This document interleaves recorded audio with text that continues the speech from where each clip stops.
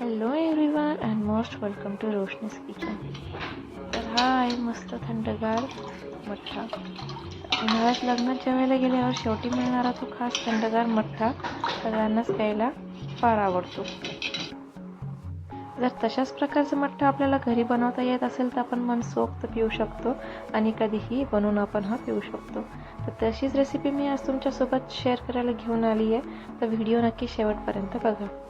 तर इथे एका भांड्यात मी दही घेतली आहे। इथे मी रेडीमेड दही वापरली आहे, तुम्ही घरचे दही पण इथे वापरू शकता।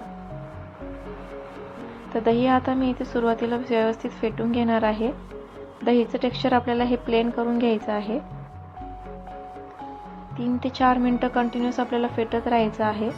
व्हिडिओमध्ये दाखवल्याप्रमाणे फेटत राहिल्याने दही हे लगेच असं प्लेन टेक्स्चर त्याचं दिसायला लागतं।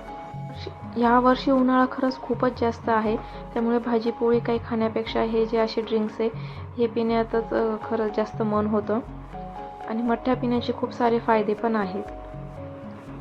तर मी फायदे तुम्हाला पुढे सांगणारच आहे जशी जशी मी रेसिपी बनवेल तसं। तर इथे दहीमध्ये फेटल्यानंतर मी याच्यामध्ये खूप सारं थंड पाणी ॲड केलेलं आहे।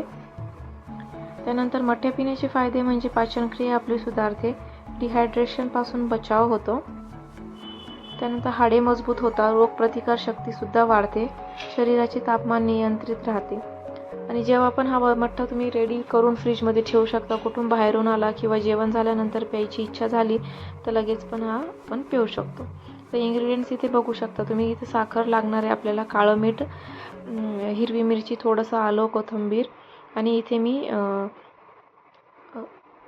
जिरेची पावडर घेतली आहे। एक लक्षात राहू द्या की जिरा पावडर डायरेक्ट असं वापरू नका। जे आपलं घरचं जिरं आहे ते पहिले तुम्ही भाजून घ्या आणि त्यानंतर त्याची पावडर करा। याने टेस्टमध्ये फार मोठा चेंज होतो, मीन्स टेस्ट एकदमच छान लागते। त्यामुळे भाजलेलं जिरं त्याची पावडर करून घ्या आणि तेच यूज करा। त्यानंतर इथे 2 हिरव्या मिरच्या आणि आलं जे होतं ते मी इथे खलबत्त्यात कुटून घेणार आहे। तुम्हाला हवं तर तुम्ही हे मिक्सरमध्ये पण ग्राइंड करून घेऊ शकता।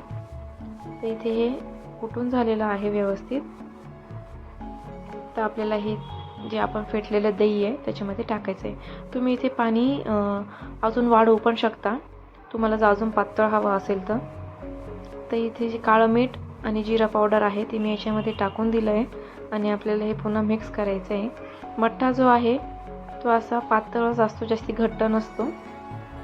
तर इथे वरतून मी आपलं साधं मीठ टाकलं आहे। ते आपल्याला काळं मीठ पण टाकायचं आहे आणि साधं मीठ पण टाकायचं आहे। आणि त्यानंतर इथे वरतून 1 ते 1.5 चम्मच साखर टाकायची आहे। आंबट गोड मठ्ठा प्यायला सगळ्यांनाच फार आवडतं, त्यामुळे ही रेसिपी बनवायला अगदी सोपी आहे आणि सगळे इन्ग्रेडियंट्स इझिली अवेलेबल असतात आणि सगळ्यांच्या घरात सुद्धा हे असतात। तर अशा प्रकारे तुम्ही ही रेसिपी नक्की ट्राय करून बघा या उन्हाळ्यात। आणि इथे भरपूर बारीक चिरलेली कोथिंबीर टाकायची आहे आपल्याला। आणि इथे आपला मठ्ठा रेडी आहे। व्यवस्थित आपल्याला इथे मिक्स करून घ्यायचं आहे। मिक्स भरपूर वेळा करायचं आहे आपल्याला। आणि तुमच्याकडे जर पुदिन्याची पानं असतील तर 5-6 पुदिन्याची पानं हे बारीक चिरून पण याच्यात तुम्ही टाकू शकता। माझ्याकडे नव्हते पुदिना, त्यामुळे मी याच्यात ॲड केलेला नाही आहे। इथे बघा तुम्ही आपला मठ्ठा रेडी झालेला आहे। आणि इथे साखर आपल्याला वितळून घ्यायची, त्यामुळे मी पुन्हा एकदा व्यवस्थित मिक्स करून घेते। उन्हाळ्यात अगदी शरीराला फायदेशीर ठरणारं हे एक ड्रिंक आहे। ही रेसिपी तर तुम्ही नक्की मग आता ट्राय करून बघा। जास्त फॅन्सी इन्ग्रेडियंट्स काहीही आपल्याला इथे लागलेले नाही आहे। आणि तुम्हाला हवं असेल तर तुम्ही यामध्ये आईस क्यूब्स पण ॲड करू शकता। आणि इथे शक्यतो गार पाण्याचाच म्हणजे एकदम थंड पाण्याचाच इथे वापर करा, त्याने फारच छान टेस्ट लागते मठ्ठ्याला। तर अशा प्रकारे इथे मठ्ठा रेडी झालेला आहे। तुम्हाला माझा व्हिडिओ कसा वाटला हे मला कमेंटमध्ये नक्की सांगा।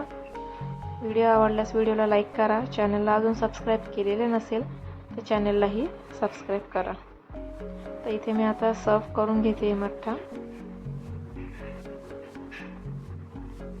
आणि लग्नात स्पेशली उन्हाळ्याच्या जे लग्न असतात तर त्याच्यात जेवणाच्या वेळेस जो मठ्ठा मिळतो तो मोस्ट ऑफ दी लोक मठ्ठाच हे 2 ते 3 ग्लास आरामात पिऊन जातात, कारण ते पाचन व्हायला सुद्धा इझी आहे। त्यामुळे अशा प्रकारे आपला मठ्ठा रेडी झालेला आहे। So thanks for watching. Bye bye. भेटूया नेक्स्ट व्हिडिओमध्ये.